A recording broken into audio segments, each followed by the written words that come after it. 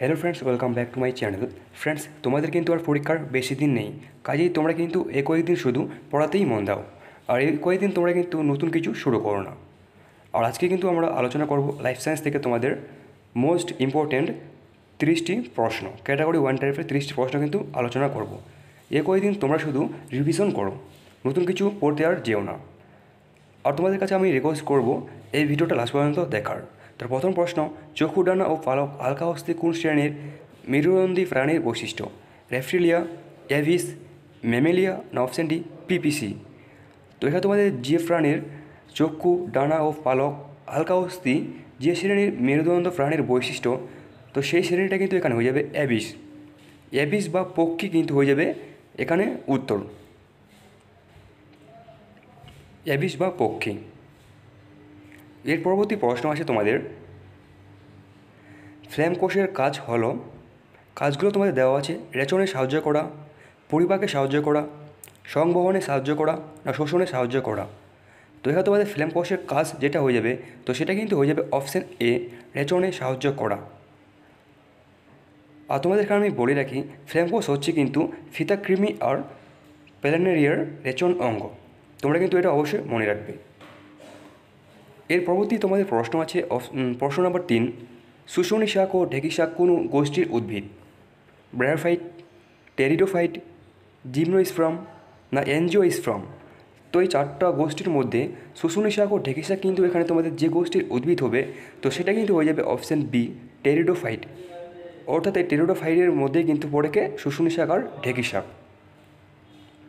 আর friends, পরবর্তী প্রশ্নগুলোতে যাওয়ার আগে আমি বলে রাখি, তোমরা যদি আমার চ্যানেলটিকে সাবস্ক্রাইব করে না থাকো, তাহলে কিন্তু চ্যানেলটিকে অবশ্যই সাবস্ক্রাইব করো পরবর্তী আপডেটগুলো পাওয়ার জন্য, মানে পরীক্ষার পরবর্তী আপডেটগুলো পাওয়ার জন্য। এরপরে উদ্ভিদ কোষ প্রাচীরের মধ্যে লেমেলা গঠন করে calcium pectate, magnesium pectate, option C B উভয়ই না অপশান ডি কোনোটিই নয়? তো ফ্রেন্ডস, এখানে উদ্ভিদ কোষ প্রাচীরের মধ্যে লেমেলা গঠন করে কিন্তু ক্যালসিয়াম প্যাকটেট আর ম্যাগনেসিয়াম প্যাকটেট, অর্থাৎ এখানে উত্তর হবে অপশান সি, এ ও বি উভয়ই। ক্যালসিয়াম প্যাকটেট আর ম্যাগনেসিয়াম প্যাকটেট উভয়ই কিন্তু উদ্ভিদ কোষ প্রাচীরে লেমেলা গঠন করে। অপশান সি হয়ে যাবে সঠিক উত্তর। এরপরের প্রশ্ন আছে, যে রক্ত গ্রুপকে সর্বজনীন দাতা বলা হয় সেটি হলো, অপশান এ এভি নোট, option B O group, option C A group না অপশান ডি বি গ্রুপ? তো এই চারটা গ্রুপের মধ্যে যে রক্ত গ্রুপকে সর্বজনীন দাতা বলা হয়, তো তোমরা কিন্তু সেটা আমাকে অবশ্যই কমেন্ট করে কমেন্ট বক্সে জানাবে। 5 নম্বর প্রশ্নের উত্তরটা কমেন্ট করে জানাবে। আর তোমাদের আমি এখানে আরেকটা হোমটাস্ক দিচ্ছি, যে সর্বজনীন গ্রহীতা কোন ব্লাড গ্রুপকে বলা হয়? তো তোমরা কিন্তু এখানে আমাকে জানাবে সর্বজনীন দাতা কোন ব্লাড গ্রুপকে বলা হয় আর সর্বজনীন গ্রহীতা কোন ব্লাড গ্রুপকে বলা হয়। এরপরে প্রশ্ন, অস্থি ও দাঁত গঠনে সাহায্যকারী ভিটামিনটি হলো ভিটামিন এ, ভিটামিন বি12, ভিটামিন ডি আর ভিটামিন সি? তো অস্থি ও দাঁত গঠনে সাহায্যকারী ভিটামিনটি কিন্তু এখানে হয়ে যাবে ভিটামিন ডি, অর্থাৎ অপশান সি হয়ে যাবে তোমাদের এখানে সঠিক উত্তর। এই ভিটামিন ডিটাই কিন্তু অস্থি ও দাঁত গঠনে সাহায্য করে থাকে। এরপরে প্রশ্ন আছে, কোন কোষ অঙ্গাণুর অপর নাম লিপোকন্ড্রিয়া? অপশান আছে মাইক্রোকন্ড্রিয়া, গোলগি বস্তু, অপশান সি ইয়ার মানে endoplasmic reticulum, option D lysosome? তো এখানে তোমাদের যে কোষ অঙ্গাণুটার অপর নাম লিপোকন্ড্রিয়া, তো সেটা কিন্তু হয়ে যাবে এখানে তোমাদের অপশান বি গোলগি বস্তু, অর্থাৎ এই গোলগি বস্তু অঙ্গাণুর অপর নাম কিন্তু লিপোকন্ড্রিয়া। আর মাইক্রোকন্ড্রিয়াকে কিন্তু কী বলা হয়? কোষের শক্তিকর বলা হয়, এটা কিন্তু আমরা আগেই জেনেছি। আর লাইসোজোম যেটা আছে অপশান ডি, এই লাইসোজোমকে কিন্তু বলা হয় কি আত্মঘাতী থলি। তো তোমরা কিন্তু প্রত্যেকটা অপশান কিন্তু ভালোভাবে আগে যাচাই করে তারপরে উত্তরটা করার চেষ্টা করবে। এরপরে তোমাদের প্রশ্ন আছে, আর বা কি রাফ এন্ডোপ্লাজমিক রেটিকুলাম বেশি সংখ্যায় পাওয়া যায়? অপশান আছে অন্তঃকোষা কোষে, রড কোষে, ফাইব্রোব্লাস্টে না সব কটিতে? তো এই চারটা অপশানের মধ্যে বা রাফ এন্ডোপ্লাজমিক রেটিকুলাম যেখানে বেশি সংখ্যক পাওয়া যায়, তো সেটা কিন্তু এখানে উত্তর হয়ে যাবে অপশান এ অন্তঃকোষা কোষে, অর্থাৎ এই অন্তঃকোষা কোষেই কিন্তু রাফ এন্ডোপ্লাজমিক বেশি সংখ্যায় পাওয়া যায়। এরপরে প্রশ্ন, কোন ভিটামিনকে অ্যান্টিজেরফথলিমিক ভিটামিন বলে?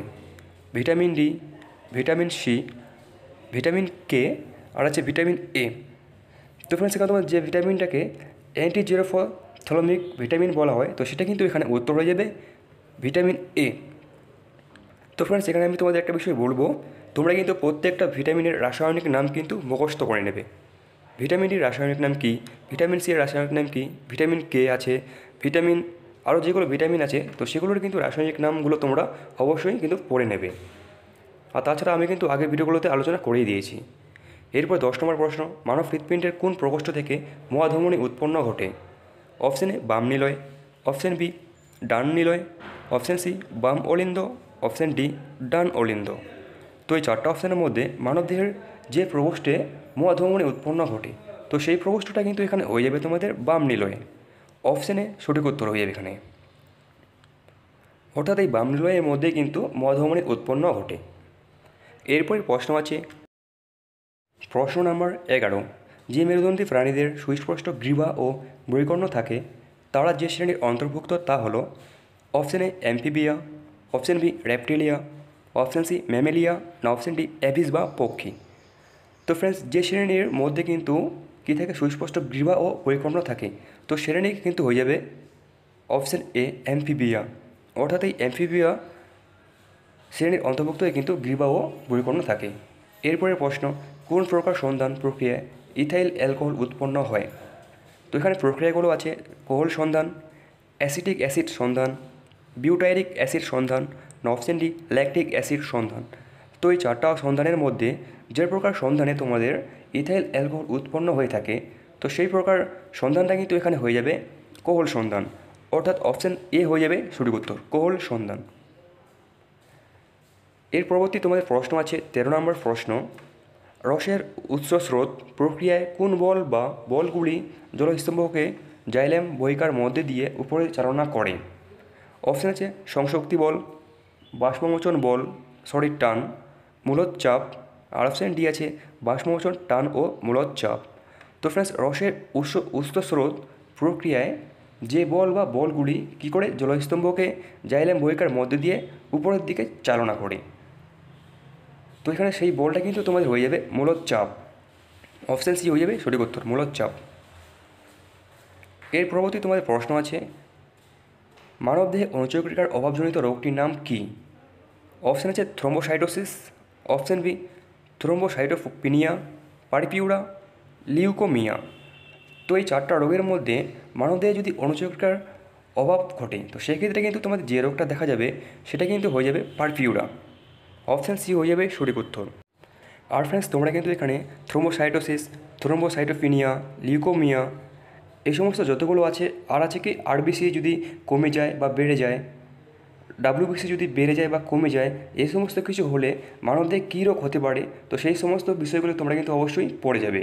আমি কিন্তু এগুলো বিষয়ে আগের ভিডিওগুলোতে আমার আলোচনা করে দিয়েছি। এরপরে 15 নম্বর প্রশ্ন, কর্ডাটা পর্বের অন্তর্গত কোন উপপর্বের আরেক নাম টিউনিকেটা? অপশান আছে হেমিকর্ডাটা, ইউরোকর্ডাটা, সেফালোকর্ডাটা না ক্রিনিয়াটা। তো ফ্রেন্ডস, এখানে তোমাদের প্রশ্নে বলছি কি কর্ডাটা পর্বের অন্তর্গত কোন উপপর্বের আরেক নাম টিউনোকেটা, মানে কর্ডাটা উপপর্বের নামটা জানতে চেয়েছে, যার আরেক নামটা কি টিউডোকেটা। তো এখানে তোমাদের কিন্তু উত্তর হয়ে যাবে অপশান বি ইউরোকর্ডাটা। অর্থাৎ এই ইউরোকর্ডাটাই হচ্ছে কি টিউনোকেটা। এরপরে প্রশ্ন হচ্ছে 16 নম্বর প্রশ্ন, কচুরিপানার অঙ্গজননে সাহায্যকারী অঙ্গটি হলো ধারক, রসালোমূল, খর্বধারক না অপশান ডি পত্রজ মুকুল। তো এই চারটা অঙ্গের মধ্যে কচুরিপানার অঙ্গজননে যে অঙ্গটা সাহায্য করে থাকে, তো সেটা কিন্তু তোমাদের এখানে হয়ে যাবে অপশান সি খর্বধারক। অপশান সি হয়ে যাবে সঠিক উত্তর, খর্বধারক। এরপরে পরবর্তী 17 নম্বর প্রশ্ন আছে তোমাদের, মাইটোসিস কোষ বিভাজনকে বলে? অপশান এ সমবিভাজন, অপশান বি হ্রাস বিভাজন, অপশান সি বিষম বিভাজন না অপশান ডি সবকটি। তো তোমাদের এখানে মাইটোসিস কোষ বিভাজনের একটা যে ভাগ মাইটোসিস, তো এই মাইটোসিস কোষ বিভাজনকে কিন্তু বলে সমবিভাজন। অর্থাৎ অপশান এ হয়ে যাবে সঠিক উত্তর, সমবিভাজন। আর এই অপশান বি যেটা আছে হ্রাস বিভাজন, এই হ্রাস বিভাজন কিন্তু বলা হয়ে থাকে মিওসিসকে। তোমরা কিন্তু অপশানগুলো আগে ভালো করে দেখবে, তারপরে কিন্তু উত্তরটা করবে। অপশানগুলো দেখেই কিন্তু অনেক প্রশ্নের উত্তরটা দেওয়া যায়। পরবর্তী 18 নম্বর প্রশ্ন আছে তোমাদের, আদর্শ ফুলের 4টি স্তবকের সজ্জাক্রম হলো? অপশান এ দোলমণ্ডল, বৃত্তি, পুংস্তবক, স্ত্রী স্তবক। অপশান বি পুংস্তবক, স্ত্রী স্তবক, দোলমণ্ডল আর বৃত্তি। অপশান সি বৃত্তি, দোলমণ্ডল, পুংস্তবক, স্ত্রী স্তবক। অপশান ডি লাস্ট অপশান আছে বৃত্তি, দলমণ্ডল, স্ত্রী স্তবক আর পুংস্তবক। তো এখানে তোমাদের কিন্তু 4টা সহ্যক্রম দেওয়া আছে, সহ্যক্রম। তো যেটার মধ্যে কিন্তু একটা সঠিক হবে, তো সেটা কিন্তু তোমাদের হয়ে যাবে অপশান সি, বৃত্তি, দলমণ্ডল, পুংস্তবক আর স্ত্রী স্তবক। তো এটাই কিন্তু হয়ে যাবে তোমাদের আদর্শ ফুলের 4টি স্তবকের সঠিক সজ্জাক্রম। অপশান সি হয়ে যাবে সঠিক উত্তর। এর পরবর্তী তোমাদের 19 নম্বর প্রশ্ন আছে, ডিম্বাশয় থেকে নিঃসৃত হয় না যে হরমোনটি তা হলো option A estrogen, option B progesterone, option C relaxin, option D androgen. তো এই 4টা অপশানের মধ্যে যেটা তোমাদের ডিম্বাশয় থেকে নিঃসৃত হয় না, তো সেই হরমোনটা কিন্তু এখানে হয়ে যাবে অপশান সি ডি অ্যান্ড্রোজেন। এই অ্যান্ড্রোজেনটাই কিন্তু ডিম্বাশয় থেকে নিঃসৃত হয় না। তাছাড়া ইস্ট্রোজেন, প্রজেস্টেরন, রিল্যাক্সিন কিন্তু নিঃসৃত হয়ে থাকে। এরপরে 20 নম্বর প্রশ্ন, চোখে ধুলোবালি পড়ার উপক্রম হলেই চোখ দুটি মুদে যায়, এটা কী ধরনের ক্রিয়া? সহজাত প্রতিবর্ত ক্রিয়া, অর্জিত প্রতিবর্ত ক্রিয়া, গমন না অপশান ডি কোনোটাই নয়। তো এই 4টা অপশানের মধ্যে তোমাদের চোখে যদি ধুলোবালি পড়ে, তো সেক্ষেত্রে কিন্তু আমাদের কী হয়, চোখ নিজে থেকে মুদে যায়। বা চোখে যদি আমাদের আলো পড়ে, হঠাৎ পড়ে, তো সেক্ষেত্রে কিন্তু আমাদের চোখগুলো অবশ্যই নিজে থেকেই মুদে যায়। তো এটা কিন্তু হচ্ছে তোমাদের সহজাত প্রতিবর্ত ক্রিয়া, যেটা কী হয় জন্ম থেকে কিন্তু অর্জিত হওয়া থাকে, কোনো কিছু শিখতে হয় না। আর যেটা আছে অর্জিত প্রতিবর্তক ক্রিয়া, তো এটা কিন্তু অর্জন করে কিছু শিখতে হয়। যেমন এখানে উদাহরণ হিসেবে বলা যায় কি, সাঁতার কাটা। তো সাঁতার কাটা কিন্তু আমরা জন্ম থেকেই পারি না, এই সাঁতার কাটতে কিন্তু শিখতে হয়। বা তোমরা বলতে পারো সাইকেল চালানো শেখা। তো এইগুলো কিন্তু হচ্ছে অর্জিত প্রতিবর্তক ক্রিয়ার উদাহরণ। এর পরবর্তী তোমাদের প্রশ্ন আছে 21 নম্বর প্রশ্ন, নিচের কোন হরমোনকে অ্যান্টিকিটোজেনিক হরমোন বলে? তো এখানে অপশান আছে thyroxine, option B glucagon, option C insulin, option D adrenaline. তো এই 4টা হরমোনের মধ্যে যে হরমোনটাকে এখানে অ্যান্টিকিটোজেনিক হরমোন বলে, তো সেটা কিন্তু হচ্ছে ইনসুলিন। এই ইনসুলিনটাকে কিন্তু বলা হয় অ্যান্টিকিটোজেনিক হরমোন।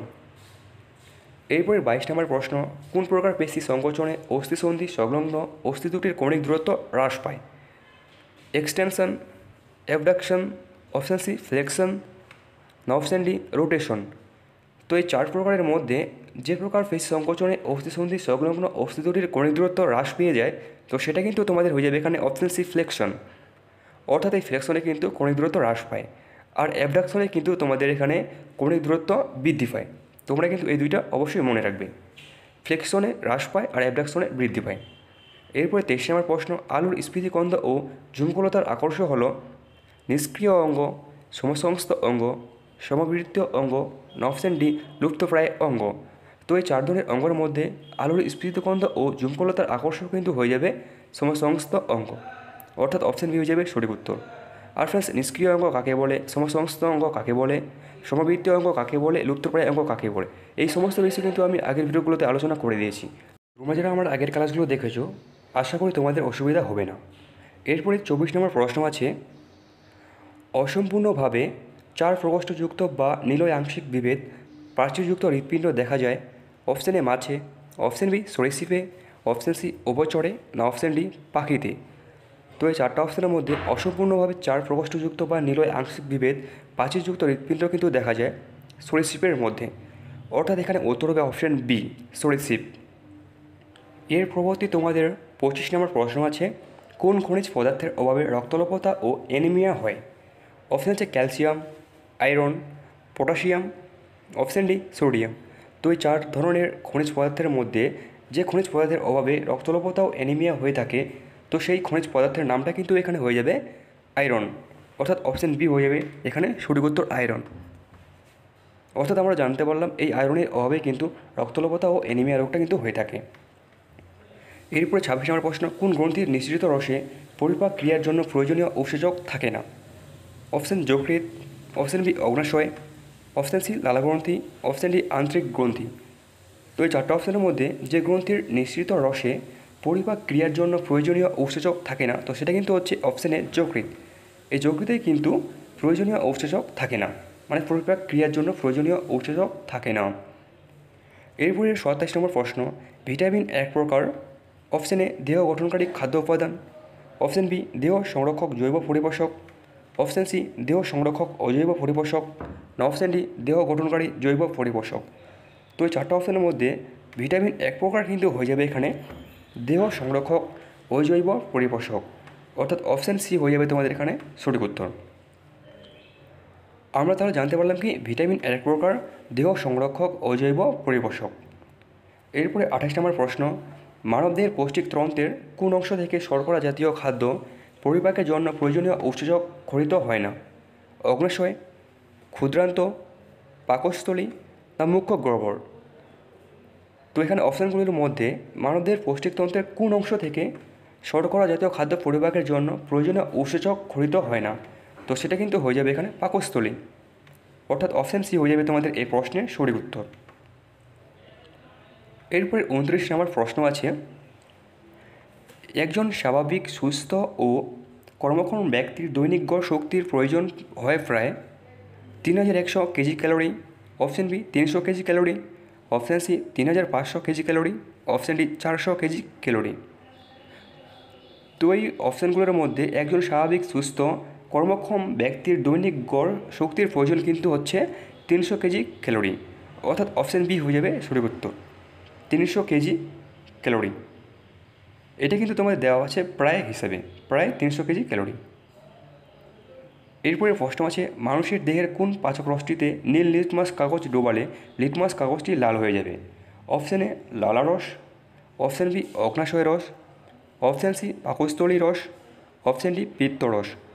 তো এখানে কিন্তু তোমাদের উত্তর হয়ে যাবে অপশান সি পাকস্থলী রস, অর্থাৎ এই পাকস্থলী রসের মধ্যেই যদি আমরা একটা নীল লিটমাস কাগজকে ডুবাই সেক্ষেত্রে কিন্তু নীল লিটমাস কাগজটা কী হবে, লাল হয়ে যাবে। এখানে উত্তর হয়ে যাবে তোমাদের অপশান সি পাকস্থলী রস। এরপর তোমাদের আজকের ভিডিও লাস্ট প্রশ্ন আছে, যে উদ্ভিদটি পুষ্টির জন্য পতঙ্গদের দেহ থেকে নাইট্রোজেন গ্রহণ করে তা হলো মটর গাছ, আম গাছ, কলসপত্রী উদ্ভিদ, অপশান ডি লাইকেন। তো ফ্রেন্ডস, যে উদ্ভিদটি পুষ্টির জন্য পতঙ্গের দেহ থেকে কী করে নাইট্রোজেন গ্রহণ করে, তো সেটা কিন্তু এখানে হয়ে যাবে কলসপত্রী উদ্ভিদ। তো ফ্রেন্ডস, এখানে তোমাদের কিন্তু আরও দুটো প্রশ্ন কিন্তু হতে পারে। একটা প্রশ্ন হতে পারে কি, নাইট্রোজেন কলসপত্রী উদ্ভিদে কিসের অভাব দেখা যায়? তো সেক্ষেত্রে তোমাদের কিন্তু উত্তর হয়ে যাবে নাইট্রোজেন। আর তোমাদের কিন্তু এখানে আরেকটা প্রশ্ন থাকতে পারে কি, পতঙ্গভুক উদ্ভিদ কোনটি? তো সেক্ষেত্রে তোমাদের কিন্তু উত্তর হয়ে যাবে কলসপত্রী। তো ফ্রেন্ডস, এগুলো ছিল আজকের ভিডিওর প্রশ্ন। তোমরা কিন্তু অবশ্যই ভালো করে প্রিপারেশন নেবে আর ভিডিওটা কিন্তু তোমাদের বন্ধুদের মাঝে শেয়ার করবে।